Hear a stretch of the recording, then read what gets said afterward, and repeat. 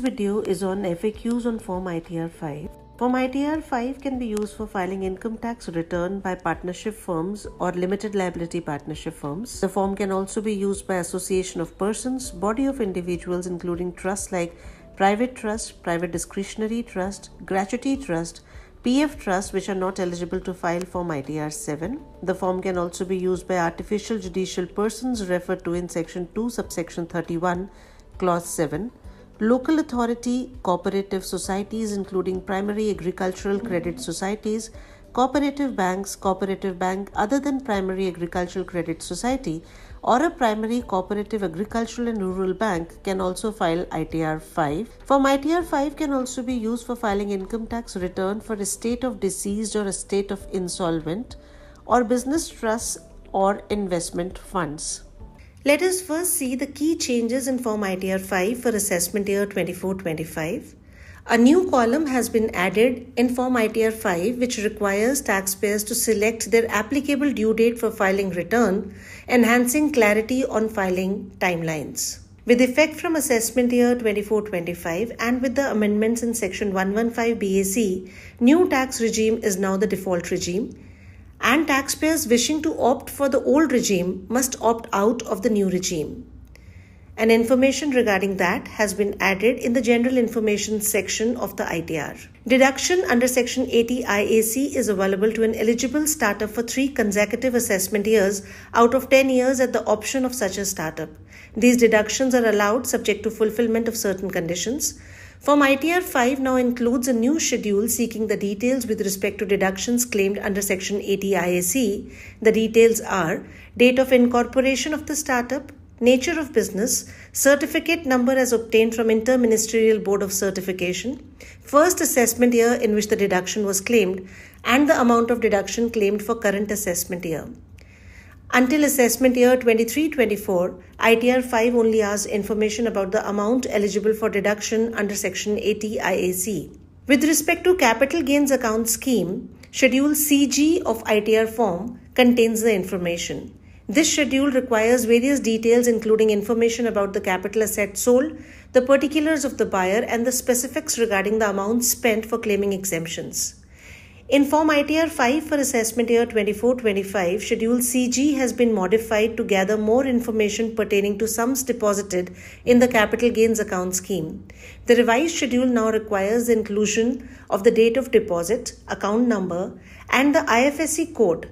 Until the previous assessment year, taxpayers were required to only provide details regarding the sum deposited in the capital gains account scheme. Additional details regarding the circumstances necessitating tax audit are now required to be furnished in Form ITR 5. So therefore, if the taxpayer chooses yes to the question, are you liable for audit under Section 44AB, it is also required to mention the reasons by virtue of which such audit is required. Also, the taxpayers are required to disclose the audit report acknowledgement number and the UDIN for audit under Section 44AB. Schedule OS has been amended to include income from online games taxable under Section 115 BBJ.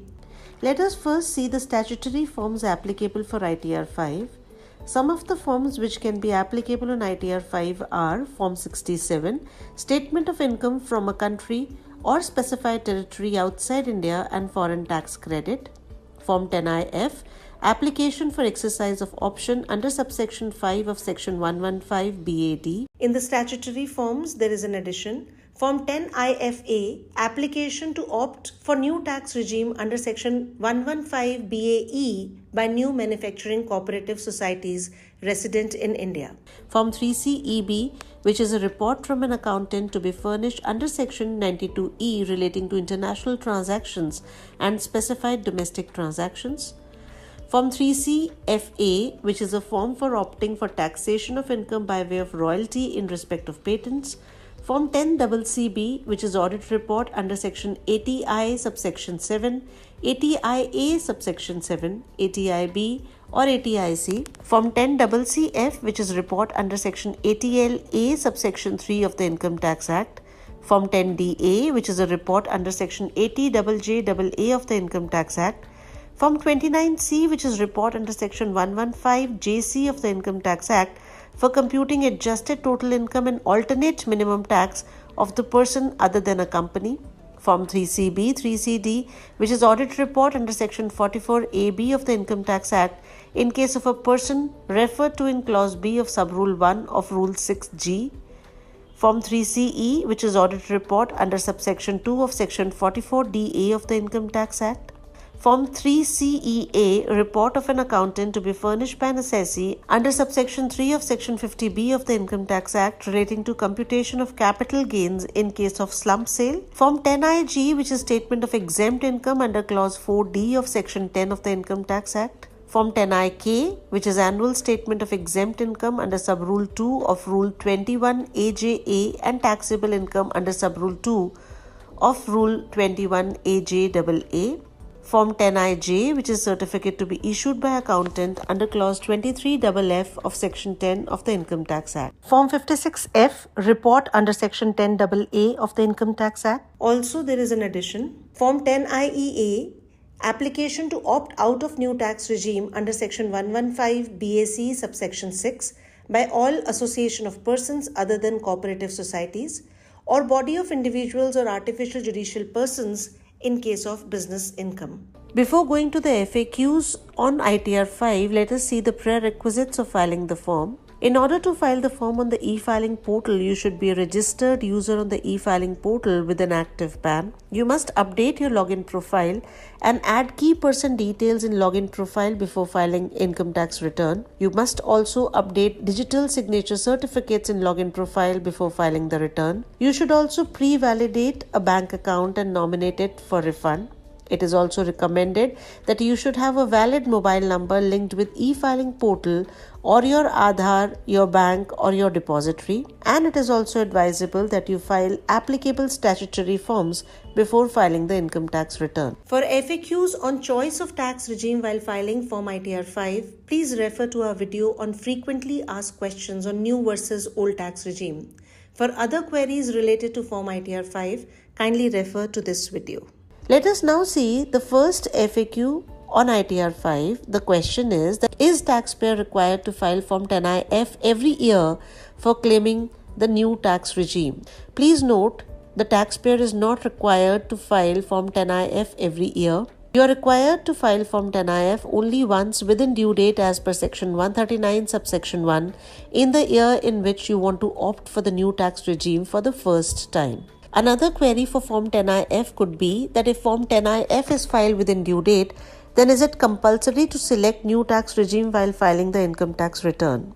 Please note that if you have filed Form 10IF within due date, it is compulsory for you to select the appropriate option of new tax regime while filing the return every year. Once the new tax regime is opted under Section 115 BAD, then it cannot be withdrawn.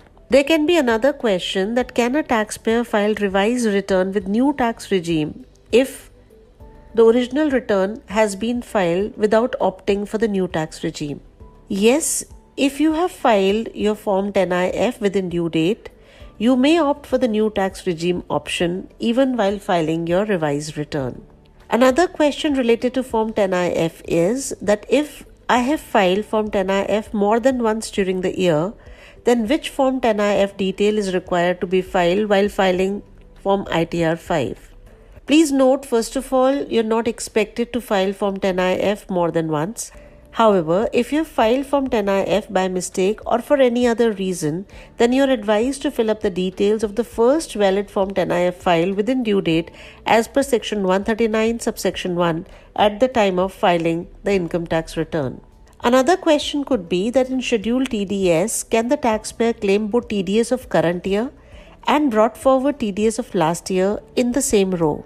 Please note that TDS of current year and brought forward TDS of previous years are required to be claimed separately by showing them in different rows in Schedule TDS. Another question related to cooperative society could be that how can a cooperative society claim deduction under Section 80P subsection 2 clause D for interest or dividend from investment in other cooperative society? A cooperative society eligible to claim deduction under Section 80P subsection 2 clause D for interest or dividend from investment in other cooperative society is required to select the nature of business code 23011 in Schedule Part A General. It also needs to disclose the interest or dividend income in Schedule Profit and Loss account at serial number 14 clause 3 or 14.4. Also, if any part of the interest or dividend income is taxable under the head income from other sources, the same is required to be shown, again serial number 1A for dividend income and serial number 1B2 for interest income, after reducing the same from Schedule BP, serial number 3C. Another question which is relevant for cooperative societies could be, how can a cooperative society claim deduction under Section 80P subsection 2 clause E for income from letting of godowns, warehouses for storage, processing, or facilitating the marketing of commodities? Please note that a cooperative society eligible to claim deduction under Section 80P subsection 2 clause E for income from letting of godown, warehouses for storage, processing and facilitating the marketing of commodities is required to select the nature of business code 23012 in Schedule Part A General. Also, it is required to disclose the rental income in Schedule Profit and Loss account at serial number 14.1. If the income is taxable under the head income from other sources or Schedule House Property, the same is required to be shown, again serial number 1C of Schedule OS or serial number 1K of Schedule HP, after reducing the same from Schedule BP, serial number 3A or 3C. The next question is related to payment of taxes. The question is, what is the role of Pay Now option in the departmental utility? After making the payment, whether details of payment are required to be entered in Schedule IT. Please note, from assessment year 23-24, the payment made through Pay Now option has been integrated with Schedule IT and the details are designed to be auto-populated in the departmental utility and in online filing. However, it is still advisable to verify the entries in Schedule IT before finalizing the return. Another very relevant question for Form ITR 5 could be, which taxpayer is required to mandatorily fill the Table F to be filled in case of persons referred to in Section 160 subsection 1 clause 3 or clause 4 in Part A General. Taxpayers who select the status as Association of Persons and substatus Trust filing ITR other than ITR 7 in Schedule Part A General are required to fill the corresponding details in Table F in Part A General.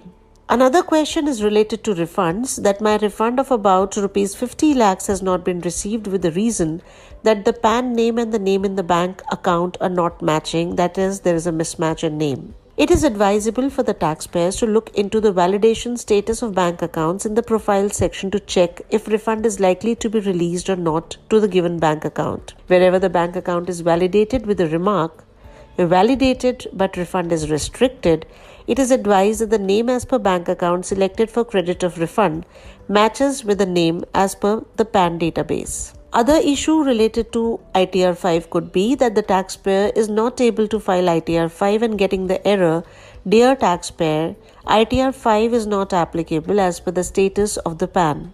Kindly verify the same and file applicable ITR." Please note, ITR 5 can be filed by those taxpayers whose status as per the PAN database does not allow them to use ITR 1, ITR 2, ITR 3 or ITR 4, ITR 6 and ITR 7. Thus, if the taxpayer status requires to use other ITRs, using ITR 5 by such an assessee may render the return invalidated. Therefore, from assessment year 23-24, e-filing has taken extra measures to stop such statuses from using wrong form, that is ITR 5 in this case, in order to help taxpayers with this avoidable mistake.